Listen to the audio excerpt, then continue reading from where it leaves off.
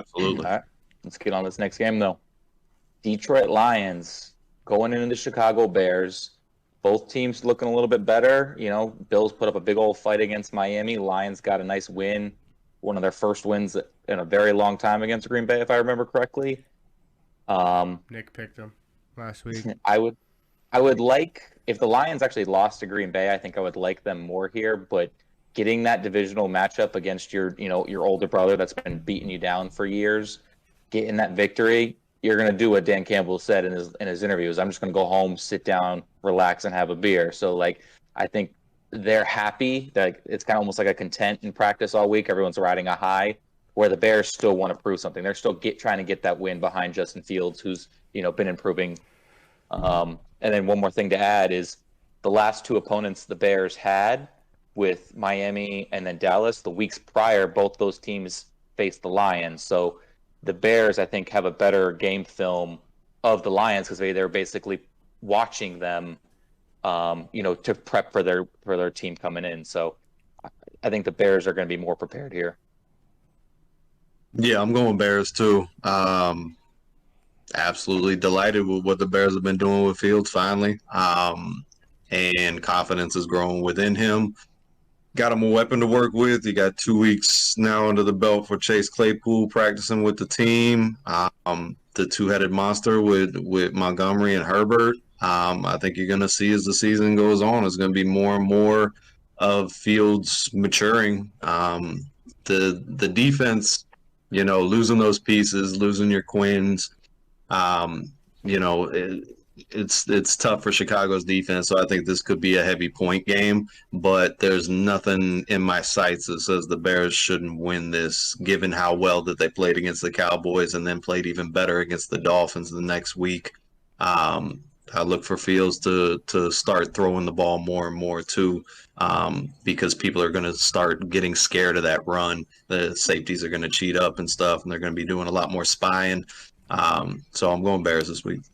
I'm gonna have to agree with you, Charlie. I'm on the Bears train as well. I mean, Justin Fields. I watched that Dolphins game. Justin Fields had an incredible game. The team let him down in that game. This wasn't lack of effort or lack of wanting to win by Justin Fields in the least. I mean, this dude came out and he balled out. He was making plays happen, getting first downs, running around out there, scoring touchdowns, doing his thing. He might have found himself in that game there, and I just look for them to continue this effort in which Justin Fields now is.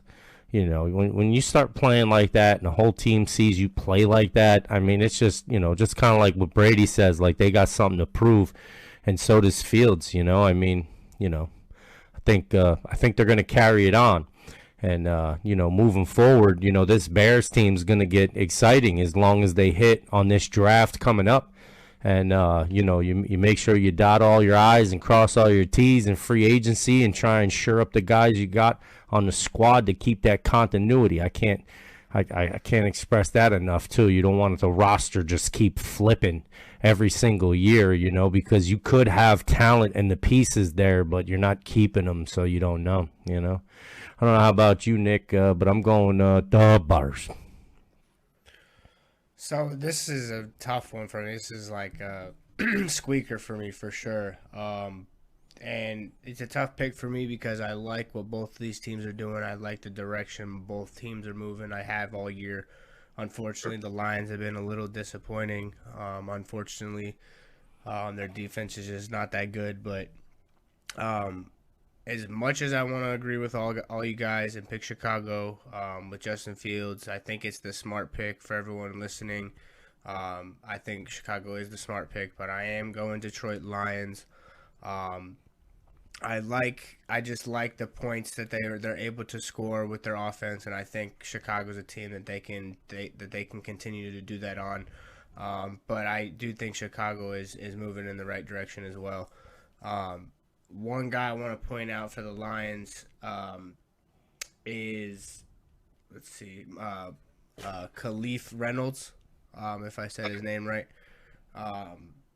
Khalif Raymond, excuse me. Raymond, yeah. Yeah, Khalif Raymond.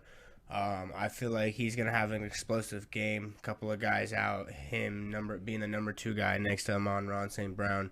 I think that they're going to have a nice game, both of those guys. And then Swift is practicing again as well. So mix him in with Williams. I don't know if he's going to be full go or not, but I like to see that 1-2 punch as well. But this is a tight one. I got Detroit like 24-23 type of game or something like that, 21-20. So Detroit Lions.